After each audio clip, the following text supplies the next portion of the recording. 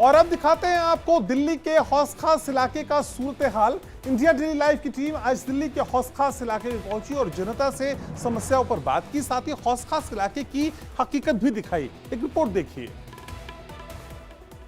Delhi daily में हम आपको हर एक दिन हर अलग अलग वार्ड की कहानी बताते हैं कि क्षेत्र में कौन सी समस्या है। इस वक्त हमारी मौजूदगी हौज खास इलाके में, और अगर आप तस्वीरें देखें तो वार्ड नंबर 148 की हम आपको तस्वीरें दिखा रहे हैं। ये सबसे पॉश इलाका है दिल्ली का, दक्षिणी दिल्ली का, और यहाँ पर गंदगी किस कदर, यहाँ पर अंबाल लगा हुआ है, कूड़े का ढेर पड़ा हुआ है, ये हम आपको तस्वीरों में दिखा रहे हैं और बता रहे हैं कि किस तरीके से यहाँ के जो रहवासी हैं, स्थानीय लोग हैं, वो परेशान हैं। आगे की और भी मैं आपको तस्वीरों में बताने की कोशिश करूंगा किस तरीके से जगह जगह पर कूड़ा कचरा पड़ा रहता है और समय पर यहाँ पर साफ सफाई नहीं होती है। लोगों की कई शिकायतें हैं कि यहाँ पर गंदगी है, इस क्षेत्र में स्ट्रे डॉग्स के हमले लगातार बढ़ते जा रहे हैं और विकास भी नहीं हो रहा है इस क्षेत्र में।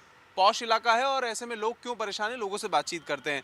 भाई साहब, आपका पूरा नाम बताइए। सर, मेरा नाम डॉक्टर भूपेन चौरसिया है। मैं इसी वार्ड में रहता हूँ। यहाँ की सबसे बेसिक समस्या जो अभी है वो मेरी नहीं, पूरी दिल्ली की समस्या है, डॉग बाइट।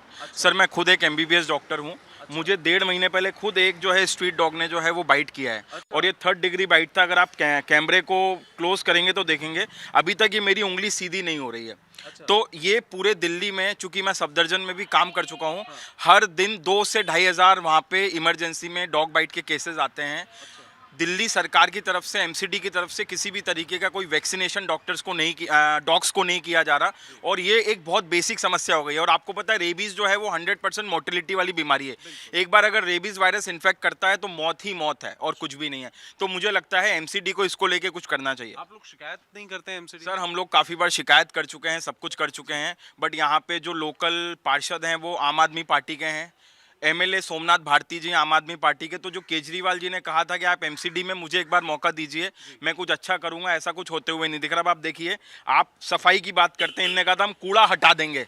अब हम जिस जगह खड़े हैं उसके नीचे इतना दुनिया भर का कूड़ा पड़ा है। जी बता रहे हैं कि क्षेत्र की एक समस्या नहीं है, कई समस्याएं हैं और भी लोग हमारे साथ हैं। भाई साहब, नाम बताइए आपका। मेरा नाम शेखर है। शेखर जी, ये समस्याएं कितनी परेशान करती है आप लोगों को? गंदगी, कुत्तों के हमले, और भी क्या समस्याएं हैं? अब समस्याएं तो सर बहुत परेशान करती है, लेकिन जो हमारे पार्षद जी वो सुनते ही नहीं। हम कई बार उनके ऑफिस भी चले गए लेकिन वो करते ही नहीं कुछ भी। और प्लस सबसे बड़ी बात यह है कि वो संडे को रहते नहीं है। अच्छा, और आप लोगों को भी तो समय संडे को ही मिल पाता होगा। हमें सबको संडे को समय मिलता है, लेकिन जब वो संडे को ही छुट्टी पे रहते हैं, उनको ऑफिस बंद रहता है, तो अब क्या करें उनसे। सर, एक बार क्या हुआ, अभी पिछले संडे की बात है, इनका जो बेटा है वो उस नाले में गिर गया था जिसका काम 2 साल से नहीं हो रहा था।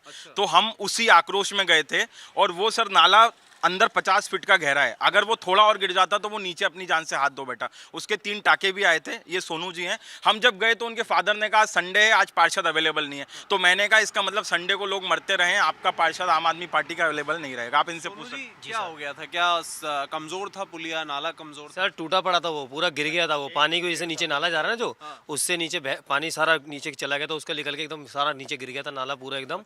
और उसकी वजह से बेटा वहाँ से निकल रहा था तो एकदम गिरा, उसका यहाँ से पूरा कट गया था, यहाँ से कटा, उसके 2-3 जगह से चोट आई है उसके बेटे के। मेरे मैं समझ पा रहा हूँ कि जब दिल्ली में भारी बारिश होती है तो यही वो नाला है जो भर जाता है। जी जी जी सर, यही है सर। ऊपर हमारे घरों तक पानी आया हुआ है सर इसमें। हमारे घर है वहीं आसपास, उसमें पूरा पानी भर जाता है ऊपर तक आके सर इसमें। जी सर। भाई साहब, आपका नाम बताइए। अमन।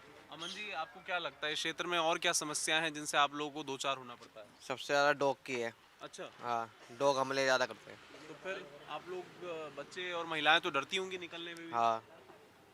पीने का पानी साफ मिलता है आप लोगों के यहाँ? नहीं वो भी गंदा है। गंदा आता है, गंदा आता है।